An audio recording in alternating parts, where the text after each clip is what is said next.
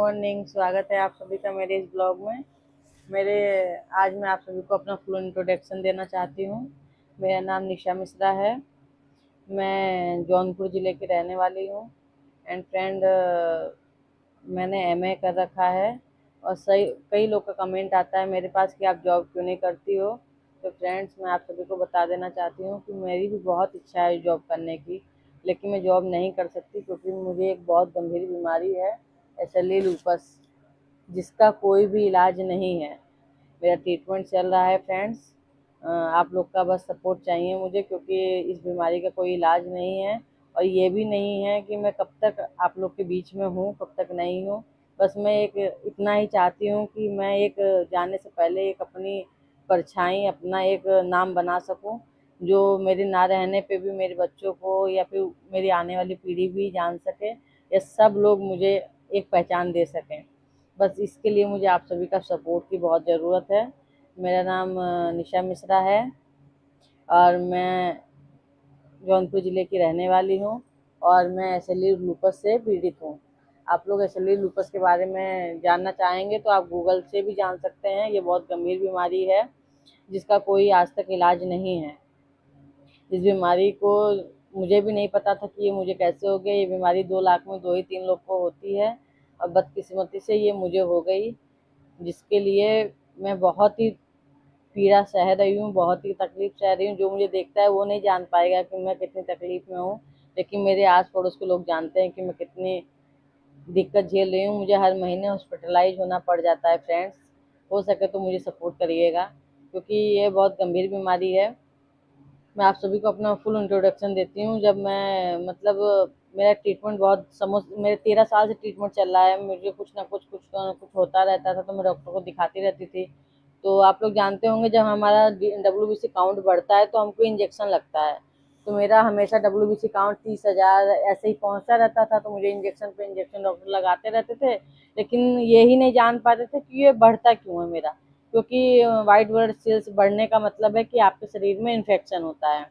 तो white blood cells मेरा कभी घटता नहीं है। तो उसके कारण जो है मुझे बहुत कठिनाइयाँ सहनी पड़ी, बहुत इंजेक्शन लगे, सब कुछ हुआ, हॉस्पिटलाइज कई बार हुई और बहुत थक गई। तब फिर मुझे बनारस में डॉक्टर हैं के सिंह, सुजा सर्जिकल हॉस्पिटल है, आप लोग कई लोग जानते भी होंगे। तो वहाँ भी मैं एडमिट रही, तो उन्होंने गारंटी लिया कि मैं आपका डब्ल्यूबीसी काउंट घटा के दिखाऊंगा, आप मुझे मौका दें एक बार। तो फिर हम वहाँ एडमिट रहे 1 हफ्ता। सब कुछ ठीक रहा, इंजेक्शन वगैरह लगा, सब कुछ ट्रीटमेंट हुआ। तो उसके बाद में डब्ल्यूबीसी काउंट मेरा घटा, 14,000 पे आया। फिर डिस्चार्ज करा उन्होंने, मैं घर आई। घर आने के बाद 2 दिन मैं घर पे रही। तीसरे दिन फिर मेरा डब्ल्यूबीसी काउंट, जिसको हम टीएलसी भी बोलते हैं, वो फिर बढ़ गया।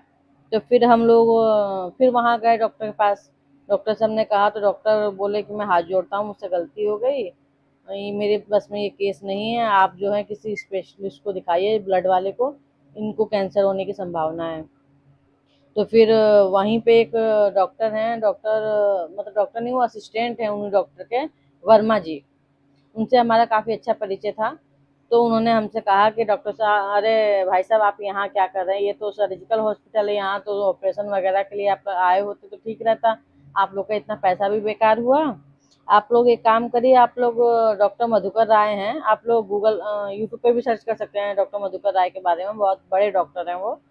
तो वो हमसे बोले कि एक बार आप उनसे ज़रा कंसल्टेट करके देखिए कि क्या होता है। तो फिर हम लोगों ने ठीक कहा, ठीक है। तो एक बार मेरी हालत बहुत सीरियस हो गई, तो वहाँ लेके ये लोग गए मुझे। मेरे देवर जी आर्मी में हैं, तो मेरे देवर और मेरे हस्बैंड मुझे उठा के लेके गए, वैसे भी गाड़ी वगैरह बुक करके। तो वहाँ जाने के बाद में, वहाँ वो लोग डॉक्टर जो हैं वो 50 लोग को ही देखते हैं, उसके बाद वो नहीं देखते हैं, वो हेरिटेज में बैठते हैं। उसके बाद तो फिर वहाँ हम लोग गए, लेकिन कोई फ़ायदा नहीं निकला। वो हमें मुझे चेक नहीं कर पाए, मुझे नहीं देखे। तो फिर हमें निराश होकर घर आना पड़ा। फिर हम लोग ने बहुत मुसीबत झेली। फिर उसके बाद हम दोबारा नंबर लगाए, विजिट किए, तो दोबारा गए। तब फिर उन्हें हमने अपनी परेशानी बताई, तो उन्होंने जांच लिखा। 20,000 की जांच हुई, एंटी डीएनए की। जब जांच हुई, सब बहुत सारी जांचें थी उसमें, तो जब जांच हुई तब पता चला कि मुझे एसएलई लूपस है। तब भी डॉक्टर ने मुझे इस बारे में नहीं बताया कि आपको एसएलई लूपस है। तो फिर मेरा ट्रीटमेंट उन्होंने स्टार्ट कर दिया। उन्होंने बोला घबराने की कोई बात नहीं है, आप दवा लीजिए, आप ठीक घर जाइए, आराम करिए। तो हम दवा लिए, कंटिन्यू दवा मेरा चलता रहा, 2-3 साल बीत गए। तो मेरे जो सारे रिलेशन वाले थे वो कहने लगे कि ऐसी आखिर में कौन सी बीमारी है आपको, जो आपका इतने समय से ट्रीटमेंट चल रहा है और अभी तक दवा बंद नहीं हुई है। दवा खाते खाते शरीर गल जाएगा, खोखला हो जाएगा। दवा जितना फायदा करती है उससे ज़्यादा नुकसान भी करती है। सब लोग ने प्रेशर बनाया, और दवा खाते खाते मुझे भी 2-3 साल हो गए थे, तो मैं भी उब चुकी थी। तो फिर मैं डॉक्टर के पास गई, तो मैंने डॉक्टर से कहा, मैंने अपने हस्बैंड से कहा, तो मेरे हस्बैंड थोड़े सीधे स्वभाव के हैं, बात नहीं किए। वो बोले तुम ही पूछो। तो मैं बोली, मैंने कहा डॉक्टर साहब ऐसी आखिर में कौन सी बीमारी है मुझे कि जो आप 3 साल से कंटिन्यू इलाज कर रहे हैं, अभी तक दवा बंद नहीं हुई है, और आखिर मेरी दवा कब तक बंद होगी। मेरे भी गार्जियन पूछ रहे हैं कि कब तक दवा चलेगी। तो उन्होंने जवाब दिया कि आपकी दवा कभी बंद नहीं हो सकती। तो मैं बोली कि सर क्यों, आखिर मैं कब तक ठीक हो जाऊंगी। तो बोले कि ये इस चीज़ का जवाब तो आज तक वैज्ञानिक नहीं लगा पाए, तो मैं कौन होता हूँ। मैं बोली सर मैं समझ नहीं पाई इस बारे में, आखिर में मुझे बीमारी क्या है। तो उन्होंने कहा कि आपको एसएलई है। तो मैं बोली सर मुझे हिंदी में बताइए आप कि एसएलई मतलब क्या क्या है वो। तो बोले कि इसको हिंदी में भी एसएलई बोलते हैं, एसएलई लूपस, और इंग्लिश में भी एसएलई बोलते हैं। तो आप गूगल पे भी इसके बारे में पूरा सर्च कर सकती हैं। अब ज़्यादा मैं आपको नहीं बताऊंगा, आप सर्च कर लीजिएगा, आप पढ़ी लिखी लग रही हैं। मैं बोली जी पढ़ी लिखी तो हैं हम, लेकिन तब भी। तो उन्होंने कहा कि इसका कोई इलाज नहीं है, आप जब तक जिएंगी दवा के बल पे ही जिएंगी, और उसकी भी कोई गारंटी नहीं है। फिर हम लोग वहाँ से, एक मंदिर है संकट मोचन बीएचयू में, तो वहाँ हम लोग जाके थोड़ा विश्राम करने लगे। थोड़ा निराश हो गए कि कोई इलाज नहीं है, बच्चे मेरे छोटे छोटे हैं, क्या होगा।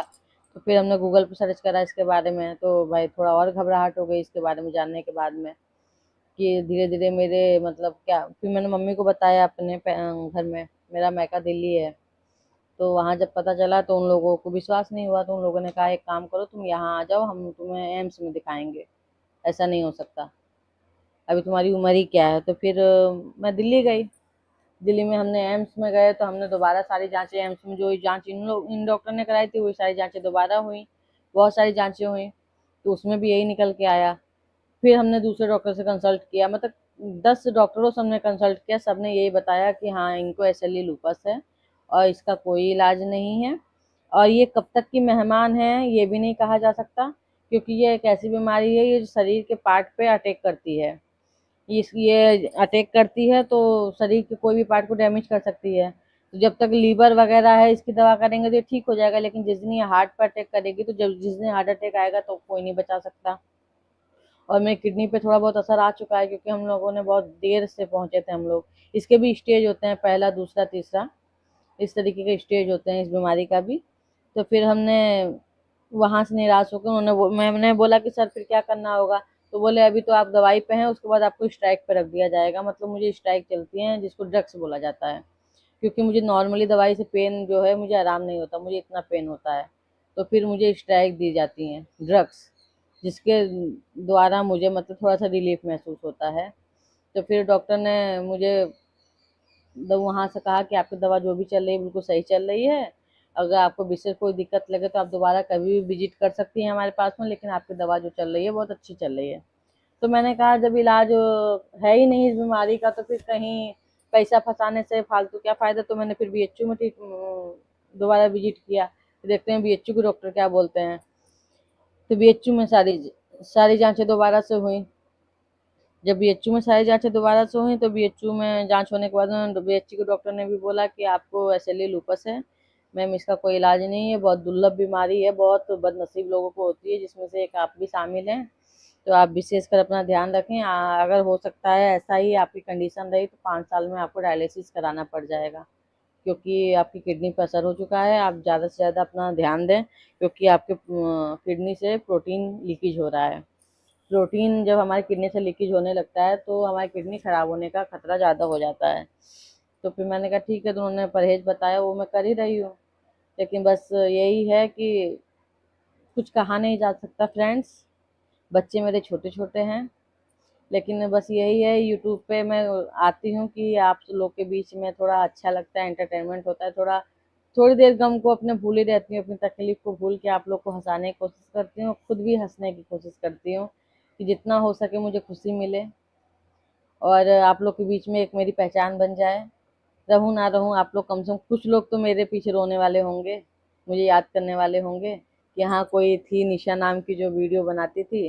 यही है फ्रेंड मेरी कहानी, वरना जॉब तो मैं भी करना चाहती थी। मैंने भी गोल्ड मेडल जीता है, स्टेट लेवल की मैं भी चैंपियन रह चुकी हूँ। वेट लिफ्टिंग खिलाड़ी थी मैं, वेट लिफ्टिंग में मैंने पार्टिसिपेट किया था, कानपुर में खेलने आई थी मैं, वहाँ पे भी मैं जीती थी मैंने। और कंप्यूटर कोर्स भी कर रखा है मैंने, हर चीज़ में मतलब मैंने ज़िंदगी में बहुत कामयाबी हासिल की। लेकिन भगवान ने मुझे इस मुराए पर लाके छोड़ दिया है, मोड़ पे, कि अब मैं कुछ नहीं कर सकती। अब मैं बस यूट्यूब के सहारे हूँ और आप लोग के सहारे हूँ। और आप लोगों ने तो बहुत का भला किया है, तो बहुत से क्रिएटरों को आपने लाइफ बदल दी है, एक उनमें से मुझे भी शामिल कर लीजिए कि मुझे भी थोड़ा सपोर्ट कर दीजिए, क्योंकि सबकी तो मदद सब करते हैं, सबके सुख में तो सब शामिल होते हैं, मेरे दुख में आप लोग शामिल हो जाइए, मेरे भगवान बन जाइए। भगवान तो सब हैं, कहते हैं एक भगवान ऊपर है, एक भगवान डॉक्टर भी होता है, आप लोग भी कुछ सहारा कर दीजिए। और क्या मैं बोलूँ आप सभी से, लेकिन कुछ भाई लोग हैं बहुत सपोर्ट करते हैं, मुझे बहुत खुशी मिलती है। और मैं बस एक ही रिक्वेस्ट करना चाहती हूँ कि अगर मैं लाइव आती हूँ तो आप लोग प्लीज़ सपोर्ट करिएगा और कोई गलत कमेंट मत करिएगा मुझे। भगवान कसम कोई भी झूठा नहीं बोलेगा बीमारी को लेके, मैं भगवान कसम खा के कह रही हूँ कि मुझे बहुत गंभीर बीमारी है जिसका कोई इलाज नहीं है। और आप लोग को विश्वास नहीं होगा तो मैं अपनी रिपोर्ट भी सारी दिखा दूंगी, कोई भी बीमारी को लेके फ्रेंड्स झूठ नहीं बोलता है, आप लोग समझिए बात को। कई लोग हैं सोचते हैं कि नौटंकी कर रहे हैं, ऐसा कर रहे हैं, व्यूज पाने के लिए कर रहे हैं, तो आगे बढ़ने के लिए कर रहे हैं, वायरल होने के लिए कर रहे हैं, तो सर फ्रेंड्स ऐसा कुछ नहीं है। अगर आदमी स्वस्थ है तो फिर कैसा व्यूज, कैसा वायरल होना, कैसा क्या, दुख नहीं होता तो कोई ऐसा करता नहीं करता फ्रेंड्स, कोई अपनी परेशानी नहीं बताता। मैं आपको अपनी फैमिली समझ के बता रही हूँ, मैंने बहुत दुख झेला है, बहुत दुख झेला है। 9 साल की उम्र में पिताजी चले गए मेरे, छोड़ के हमें। उसके बाद कैसे भी करके बचपन बीता, शादी हुई, फैमिली अच्छी मिली, ससुराल में आई, बीमारी आ गई। बीमारी अभी थी, सासू माँ चली गई छोड़ के हमें, उन्हें कैंसर हो गया था, वो एक्सपायर हो गई। कोई आगे पीछे नहीं है मेरे अलावा कि जो अगर मैं बीमार पड़ी हूँ बिस्तर पे तो कोई मुझे चाय पानी भी दे सके। जो है मेरे हस्बैंड है, मैं हूँ, और 2 छोटे बच्चे हैं। कोई सपोर्ट करने वाला फ्रेंड नहीं है कि कुछ भी हो सके। दवा के लिए इतनी दूर जाना पड़ता है, इतना संघर्ष मेरे हस्बैंड मेरे साथ कर रहे हैं, वो मेरे लिए एक भगवान है। दूसरा कोई पति होता तो कभी नहीं करता। मैं आप लोग को क्या बताऊं, मेरी कंडीशन ऐसी हो जाती है कि मैं कपड़े में ही बाथरूम वगैरह कर देती हूँ, सब कुछ मेरे हस्बैंड ही जो हैं सब साफ सुथरा करते हैं, सब कुछ करते हैं, वो मेरे लिए भगवान है। अब इससे ज़्यादा गंभीरता में आपको क्या बताऊँ, मेरी कंडीशन इतनी ज़्यादा ख़राब हो जाती है, मुझे हॉस्पिटलाइज होना पड़ता है। बीएचयू में मेरे लिए परमानेंट बेड हमेशा अवेलेबल है, बस मुझे यहाँ इनको जाना होता है मेरा पेपर लेके, और वो बेड नंबर लिख के दे देते हैं, मुझे सिर्फ उस बेड पे जाके लेटना रहता है, ट्रीटमेंट मेरा स्टार्ट हो जाता है। इतनी खतरनाक बीमारी है ये।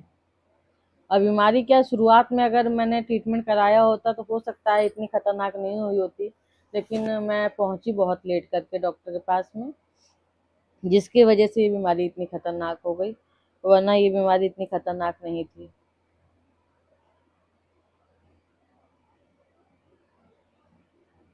अब फ्रेंड क्या बताऊं मैं आप सभी को, बताते हुए भी मुझे बहुत तकलीफ हो रही है। आप लोग भी क्या सोचेंगे मेरे बारे में, प्लीज़ कोई गलत मत मुझे सोचिएगा, अपनी छोटी बहन समझिएगा, और अगर मुझसे छोटे हो तो मुझे अपनी बड़ी बहन समझिएगा, प्लीज़ गलत मत सोचिएगा मेरे बारे में।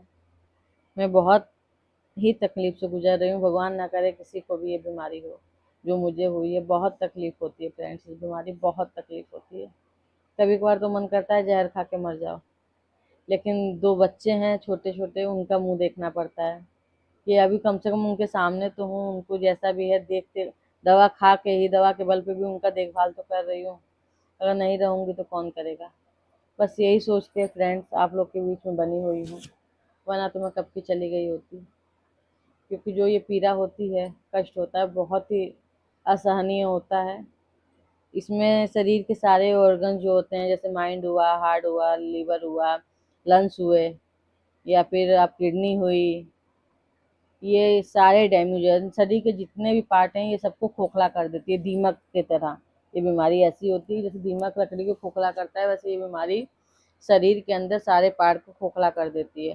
तो जिस जिस समय जिस चीज़ पर अटैक करती है तुरंत हॉस्पिटल जाना पड़ता है, उस चीज़ की दवा दी जाती है, क्योंकि इस बीमारी की तो दवा बनी नहीं है। लेकिन हाँ, जिस चीज़ पे ये अटैक करेगी उस चीज़ के लिए मुझे दवा दी जाती है। और दर्द इसमें बहुत होता है, बहुत गंभीर बीमारी है। धूप में निकलना मुझे सख्त मना है। धूप में निकलती है तो ये पूरे मेरे तितली नुमा आकार बन जाता है। मेरे चेहरे पे इस समय भी आपको स्वेलिंग लग रहा होगा मेरी वीडियो के अकॉर्डिंग, क्योंकि मेरी तबीयत इस समय ख़राब चल रही है। मेरा पूरा शरीर इसमें सूज जाता है, पूरा सूजन हो जाता है। मैं दवा स्ट्राइक के बल पे ही चल रही हूँ, स्ट्राइक की दवाइयाँ मैं खाती हूँ, जिसकी वजह से शरीर पे सूजन मेरे ज़्यादा है, स्वेलिंग ज़्यादा है। डॉक्टर से मैंने बोला भी कि सर मेरा शरीर इतना क्यों फूलता जा रहा है, तो डॉक्टर बोले कि ज़िंदगी ज़रूरी है, ना कि वेट और ना कि शरीर। ज़िंदगी रहेगी, ऐसे भी अपने बच्चों के लिए तुम रहोगी ना। तो फिर मेरे पास कोई जवाब ही नहीं रहा कि मैं उनको कोई जवाब दे पाऊँ। मैं बोली जी सर। तो बोले तुम अपना शरीर मत देखो, तुम सिर्फ अपनी सेहत देखो, कि तुम अपने बच्चों के साथ, अपने परिवार के साथ रहो और खुश रहा करो। तो खुश रहने के लिए मैंने एक ये यूट्यूब माध्यम चुना अपना, कि मैं यूट्यूब पे वीडियो बनाऊंगी और थोड़ा खुश भी रहूंगी, आप लोग से लाइव आके बातचीत करूंगी। थोड़ा मन ध्यान हटा रहेगा, क्योंकि परिवार में मेरे कोई है नहीं जिससे मैं बातचीत करके अपना समय बिता सकूं। बच्चे स्कूल चले जाते हैं, हस्बैंड भी मेरे प्राइवेट टीचर हैं, तो वो भी स्कूल चले जाते हैं। अकेली बचती हूँ सिर्फ मैं। तो लाइव आके आप सभी से बातें करती हूँ, थोड़ा वीडियो बनाती हूँ, थोड़ा बहुत घर का काम कर लेती हूँ दवा खा के। बस यही मेरी लाइफ है। और जितने भी बड़े बुजुर्ग हैं उन सभी से हाथ जोड़ से के रिक्वेस्ट है कि प्लीज़ प्लीज़ प्लीज़ मुझे सपोर्ट करिएगा, मुझ पे अपना आशीर्वाद बनाइएगा। और जितने भी छोटे लोग हैं प्लीज़ मुझे सपोर्ट करिएगा, यही रिक्वेस्ट है। और भगवान से मेरी प्रार्थना है और प्रार्थना रहेगी कि जितने भी मेरे सब्सक्राइबर लोग हैं और जितने भी मुझे सपोर्ट करते हैं, भगवान उनका घर खुशियों से भरा रखे और उन्हें कभी कोई दिक्कत परेशानी ना आए, उनकी हर मनोकामना पूरी करे। बस मेरी यही आप सभी से गुजारिश है। मैंने भी रुहेलखंड यूनिवर्सिटी से बीए किया है, मुरादाबाद, बरेली में रुहेलखंड यूनिवर्सिटी है, वहाँ से किया है मैंने। आप सभी लोग जानते होंगे, कई लोग, क्योंकि वीडियो तो हर देश में जाता है तो कई लोग जानते ही होंगे इस बारे में। तो रुहेलखंड यूनिवर्सिटी कहाँ है, कैसे क्या है फ्रेंड्स, प्लीज़ बस आप लोग से रिक्वेस्ट है। आप लोगों ने तो छोटे से क्रिएटरों को कहाँ से कहाँ पहुँचा दिया है, तो ऐसे ही मुझ पे थोड़ी कृपा कर देंगे तो मेरा भी कुछ भला हो जाएगा। बस यही आप लोग से उम्मीद के साथ में मैं इस वीडियो में आई हूँ और वीडियो के माध्यम से आप सभी तक अपनी बात पहुँचा रही हूँ। प्लीज़ सपोर्ट करिएगा जितना भी हो सके, ज़्यादा से ज़्यादा, कि मैं कुछ कर पाऊँ अपनी लाइफ में और कुछ अपना एक नाम बना के जा सकूँ, अगर जाऊँ तो। और दवा आप लोग का अच्छा सपोर्ट मिल गया तो हो सकता है कि दवा कंटिन्यू अच्छे से चलती रही तो मैं कुछ ज़्यादा समय तक या कई समय तक मैं आप लोग के बीच में रह पाऊँ, अपने बच्चों के साथ, अपने परिवार के साथ समय बिता पाऊँ। क्योंकि ये सब दवा का ही खेल है। दवा जब तक अच्छे से रहेगी तब तक सब कुछ है, और यह दवा क्या, जब तक भगवान चाहेंगे तब तक सब कुछ है। मैंने भी इस बात को जब एक्सेप्ट किया कि मेरा भाई एक्सपायर हो गए, वो ठीक ठाक थे, एक्सीडेंट हुआ उनका, एक्सपायर हो गए वो, तो मैंने सोच लिया कि जब अच्छा खासा आदमी को अगर जाना ही है तो एक्सीडेंट से चला जा रहा है, कोई किसी बहाने चला जा रहा है, कोई नदी में डूब जा रहा है, कोई कुछ हो जा रहा है, तो मेरे मुझे तो बीमारी ही है। अगर भगवान मुझे बुलाना ही चाहते हैं इस बहाने तो बुला लेंगे, नहीं तो फिर कोई बात नहीं, आप लोग के बीच रहूंगी। यही सोच के मैंने इस गम को, इस बीमारी को एक्सेप्ट कर लिया और खुशी खुशी रहने लगी आप लोग के बीच में, अपने बच्चों के बीच में। मैं किसी को भी अपना दर्द जाहिर नहीं होने देती हूँ और खुश रहती हूँ, कि किसी को भी पता ना चले कि हाँ मेरे अंदर कितनी तकलीफ भरी हुई है, मैं कितना टेंशन में हूँ, स्ट्रेस में हूँ। बस यही सोचती हूँ कि अच्छा खासा आदमी रोज शाम को बात कर रहा है, सुबह निकल जा रहा है, सुबह बात कर रहा है, 2 घंटे बाद निकल जा रहा है, तो मेरा क्या है। जिसे आना है उसे तो जाना ही है, जो आया है इस धरती पे उसका तो जाना निश्चित है, तो फिर टेंशन किस बात की लेना। यही सोच के फिर मैं अपने बीमारी के बारे में ज़्यादा नहीं सोचती हूँ, बीमारी को भूल जाती हूँ। एंड फ्रेंड अब मैं इस वीडियो को यहीं एंड करती हूँ। आप लोग से उम्मीद करती हूँ कि आप लोग मुझे सपोर्ट करेंगे। Thank you very much. आप सभी से हाथ जोड़ के रिक्वेस्ट है, thank you very much. Please मुझे सपोर्ट करिएगा।